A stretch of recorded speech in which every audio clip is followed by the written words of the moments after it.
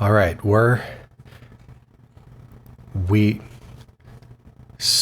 are now headed to Africa.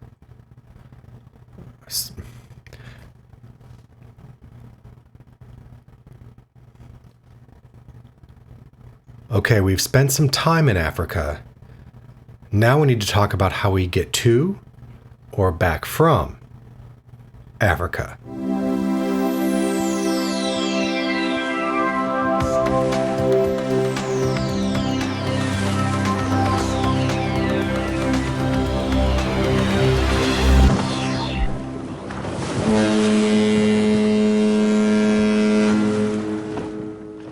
Welcome to This is the Cruise. I'm Clint, and this is the channel where we look at future cruise itineraries and try to find out if this is the cruise for you. Today we're talking about repositioning cruises that either get you to the southern part of Africa or back from the southern part of Africa. But don't worry, this isn't going to be nearly as long as part one. However, if you haven't watched it, you might want to, because we get a lay of the land and really find out how big the continent of Africa really is. But first, as always, that like button isn't going to press itself. It would mean the world to me if you would like and subscribe, maybe even hit that notification bell so you don't miss the new episodes that come out.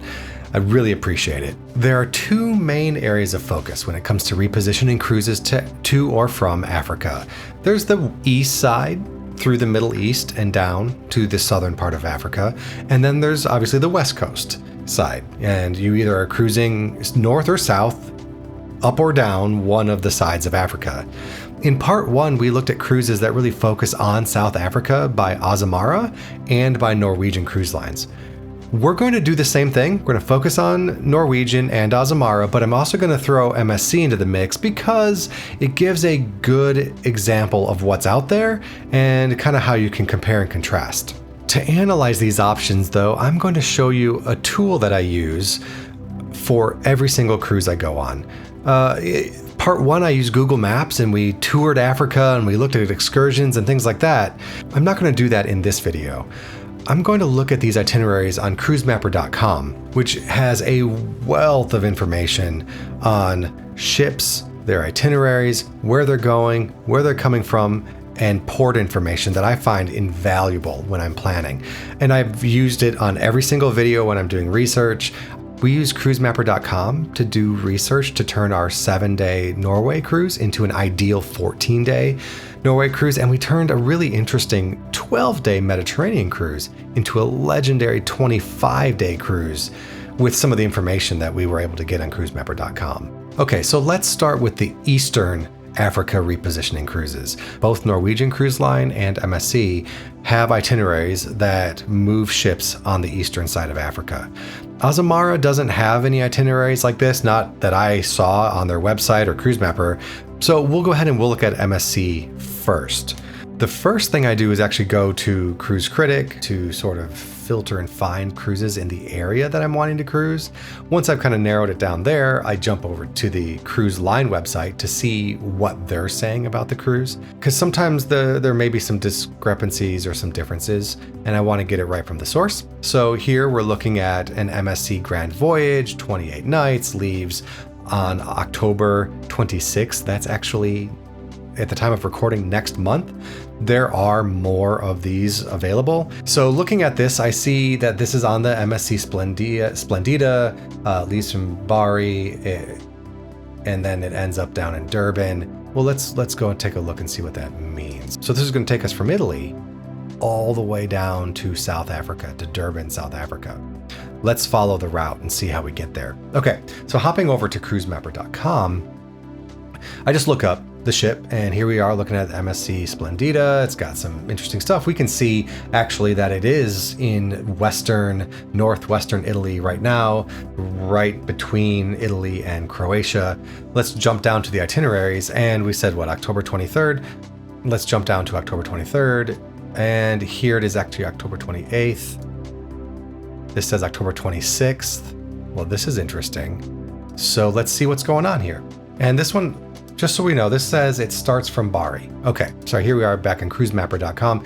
You'll notice that the itineraries are duplicated, and I don't understand why that is. I think it's a bug. Of course, it happens right when I'm recording this video, which is just the way things work. So opening this up, we can see, oh, okay, right here, it's starting from Trieste, Italy, a beautiful city. I have fond memories, and I have from Trieste. Then it hits Greece, goes down to Egypt, cruises through the Suez Canal, back to Egypt, Jordan, Oman, and then Mauritius, Reunion, and then ends in South Africa at Durban. Okay, this is pretty interesting. If we look at the cruise right before it, it's 5 days, starting at Istanbul. The ship then goes to Corfu, which I've also been to, then Bari, and then Croatia, then Trieste. So this is what's happening, right? MSC is actually starting on their website. They're starting the cruise here. It's a little confusing. As I'm looking at this itinerary, I think, oh, maybe I actually want to leave from Istanbul, go to Greece, then Italy, then Croatia, then Trieste, and then cruise down and just stay on the ship, right? And now I've extended, rather than a 26-day cruise that MSC is offering, if we get on the ship here, which we should be able to do is book this one, we would end up getting one extra country and one of the most interesting cruise ports and cities that you can visit, just from a pure enrichment, cultural, historical experience, right? It's just fascinating to visit Istanbul.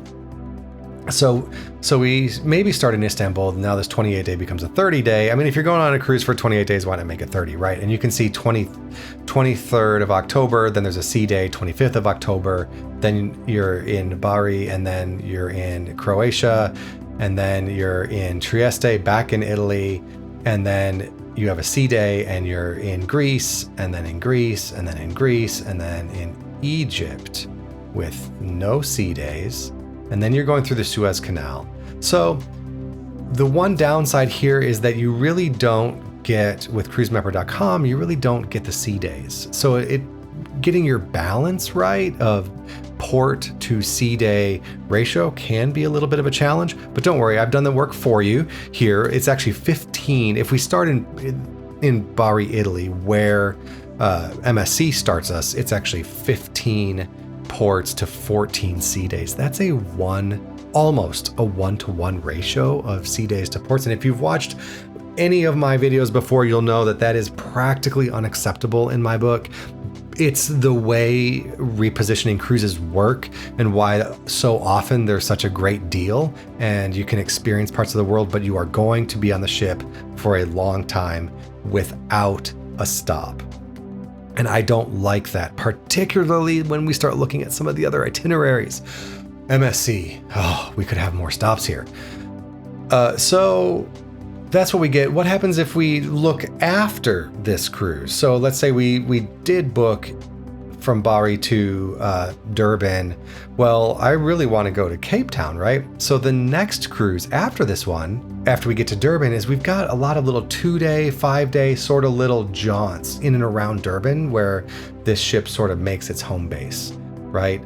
And you can see all of these very short little excursions, which is great if you live in South Africa, right? Take a little trip on the cruise just to get away, go up to kind of the private island area that we talked about in part 1. And then as we come down here, we actually have a 3-day that goes from Cape Town to Durban, and then a 26-day that goes from Cape Town to Rome. Now, I didn't even bother to give this one a cruisability score because there's just too many sea days. There's just not enough stops. If we were to, you could see this here, it's a 26-day. The next itinerary is a 27-day because you just stay on the ship, you go to Rome, and then you go one more stop. Like, it's a little bit better because there's no sea day between those two. Still can't recommend it just because of the sheer duration that you have to deal with there. Of these, the one that I'm gonna give a Clint's cruisability score is that first one, the 28-day southbound from Bari, Italy to Port Durban. I give it a variety score of 3, and it's really hurt by all those sea days. Repeatability score of 1. I'm giving all of these repositioning cruises a repeatability score of 1 for a total of 4. That's a really low score. Adventure is a 3.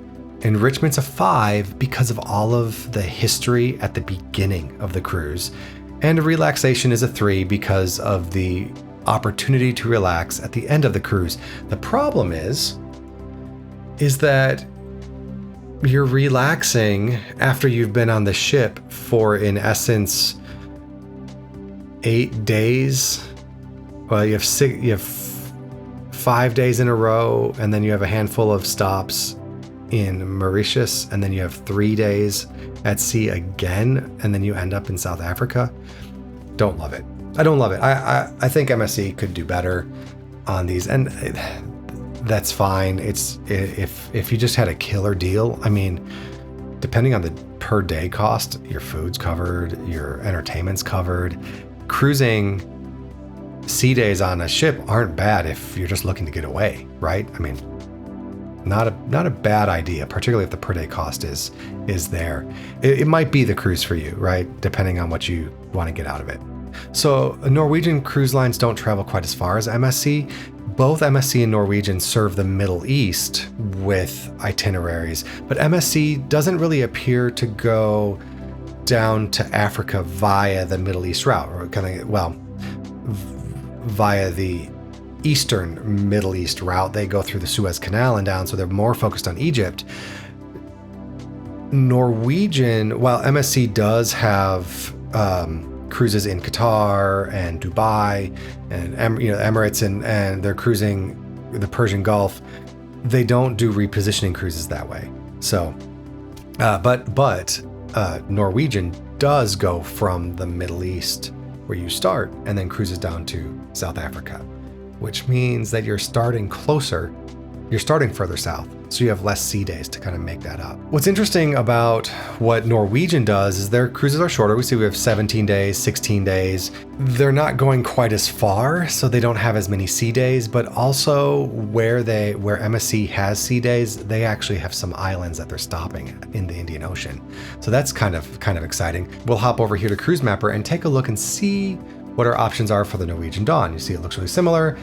And here we are on Norwegian Cruise Line's website, kind of filtered it. We've got a couple up. We've got a 7-day cruise here, which is the one I think we're going to focus on. I looked at the other ones and I just think that this one here is the strongest itinerary. This one actually leaves January 2024.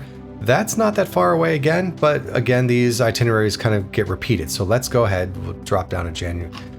Again, I don't know why these are duplicates here and they have different prices. So I'm not really sure what's going on. Something with computers and data, apparently. All right, so this itinerary is looking kind of interesting, right? We leave from Qatar and make our way down to Mauritius. We have 3 sea days as we go from Oman down to Seychelles, and then we hit a couple of Seychelles Islands, and then we go over to Kenya, Tanzania, a couple of stops in Tanzania, Madagascar. So this really is an African cruise, right? The thing that I don't like, well, I'll get to that in a second, but let me give this one a Clint's cruisability score really quick. For this one, I give it a variety score of 4. And we've got great stops, but in my 2-to-1 ratio, if I'm following my own rules here, I have to deduct a point because it is one too many sea days to make this a perfect itinerary on variety.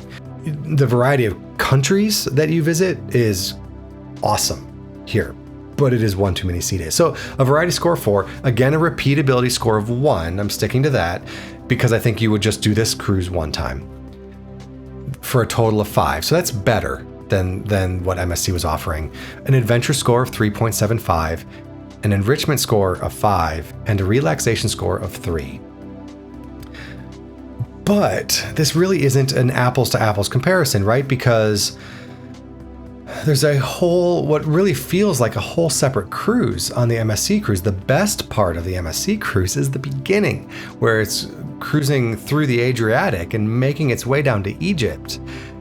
And then things kind of, after it leaves the Suez Canal, that's kind of when the cruise sort of gets boring, right? Here, you've got a nice little start, really solid middle, but it just doesn't feel like it ends in Africa. So, and it also is a week shorter or almost 10 days shorter than the MSC cruise. Well, what if we tacked on a cruise in either direction? Well, let's start before. So we've got a holiday cruise before. We could leave here from Dubai, and we have it looks like we spend an extra day in Dubai, then we go to Abu Dhabi, and then we go to a private island in the Emirates, and then we go to Bahrain, and then we go to Saudi Arabia, and then we end up in Doha, Qatar, where the repositioning cruise starts. That's a nice little, immersion in the area region to kind of, if we wanted to. But the thing that I don't really like about this is that we end up going to Port Rashid, the Dubai harbor, twice in the itinerary. So you do have one repeat stop if you were to combine these two. Then typically I would try and avoid that unless there was just a stellar marquee stop that I had to hit and experience. So what about after this cruise? Well, I mean, if you're going to take a month off, why not add 12 days? Because the next cruise that this ship does is a 12-day cruise from Mauritius. It goes to Reunion, which is on practically at the top of my bucket list of places to cruise to. It is so stunning. Rather than going to the north part of Madagascar, now we have a stop on the southern part of Madagascar, and we make our way over to Cape Town. I reviewed this itinerary in detail, including excursions and things you could do in part 1. If you want to find out more about it and what I rank it, check it out. But if we combine these two, now we have a really fantastic itinerary. 19 ports, a couple of overnights in the ports, 10 countries with a 7-to-3 port to sea day ratio, a variety score for Clint's cruisability score, variety score of 4.5 because we have reduced the ratio of sea days to port days. Repeatability score again of 1, but this gives us a 5.5. These two cruises back to back look amazing, and I absolutely would love to do them. That would be a fantastic way to spend the winter, as it were. The fantastic way to spend January. So adventure of 4, enrichment of 5. Again, because of just the depth of culture and history and nature that we get to experience on this entire cruise.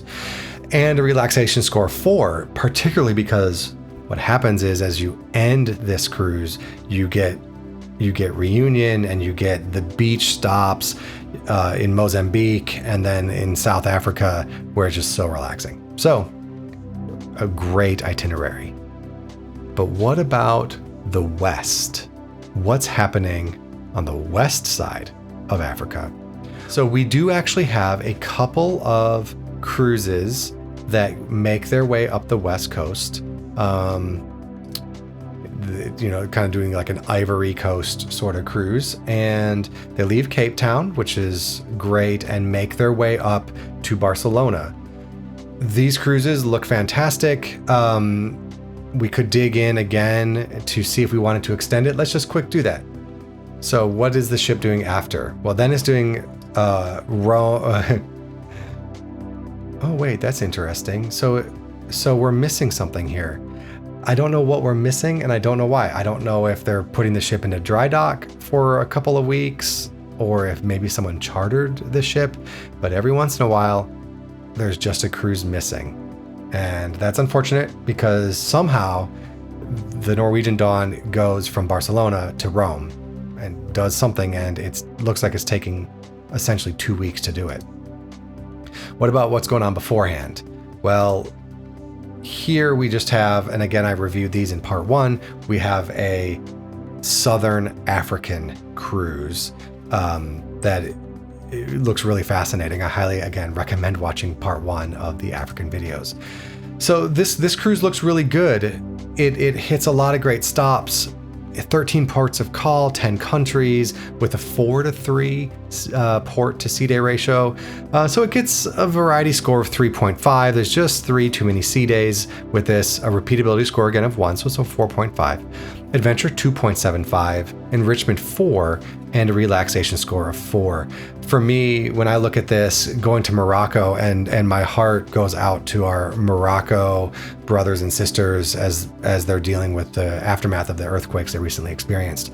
Morocco's always been on my list of places I've wanted to visit, so I would be really excited about this. Less excited about the Canary Islands because we have the Caribbean over here in the United States.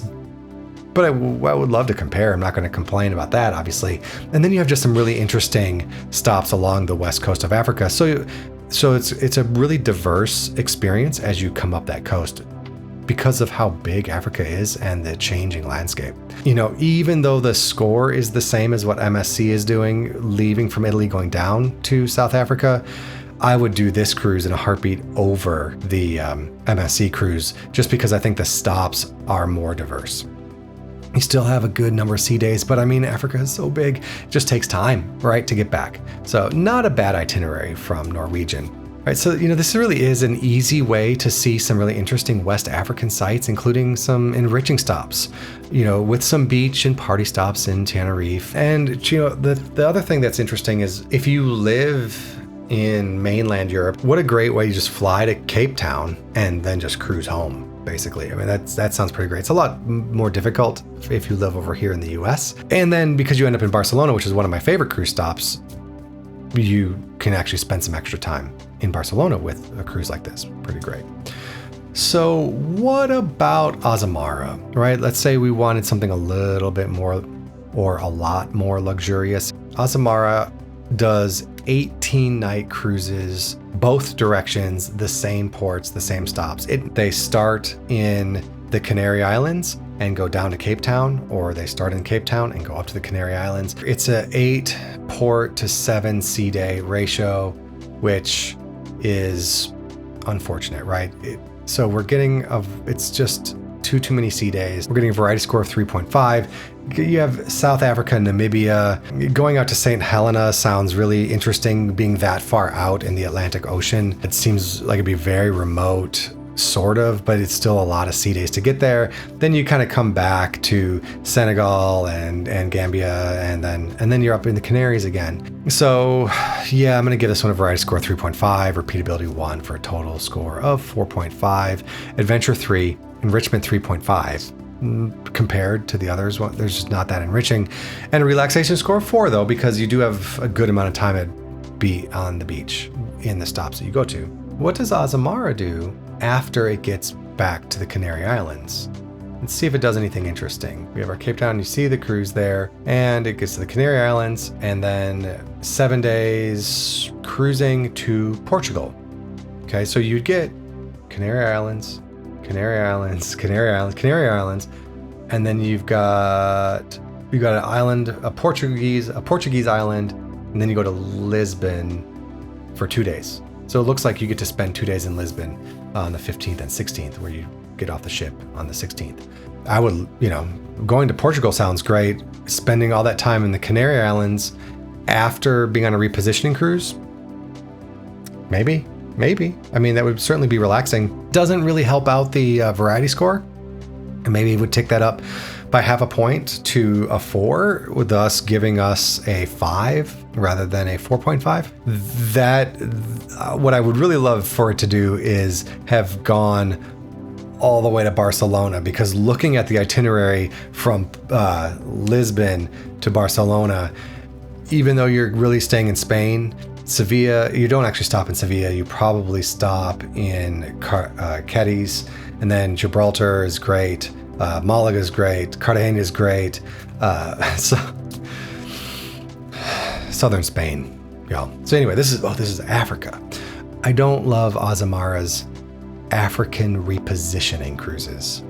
They have a couple of interesting things, but I just feel like there's so much more they could be doing. All right, so let's recap. Let's find out if any of these are the cruise for you. Well, the MSC Eastern side, it just skips too much good stuff getting down to Africa. You're basically riding along, transporting the ship down to South Africa, where it does a lot of very short, focused itineraries in South Africa. That's okay, as we talked about, but we just get a score of 4. Then we have the Norwegian Cruise Line West. It's really less expensive than the Azamara itinerary. It's a touch too long, but a little better itinerary, right? The Azamara West gets a 5 or 4.5 or a 5, depending on if you extend that out. So the Western side is interesting, but it's just a lot of sea days. And that's just the reality of how repositioning cruises work. The Norwegian Cruise Line East, just going down to Mauritius, gets a 5. So now we're getting up there, right? Our score is starting to tick up. It's getting a bit more interesting.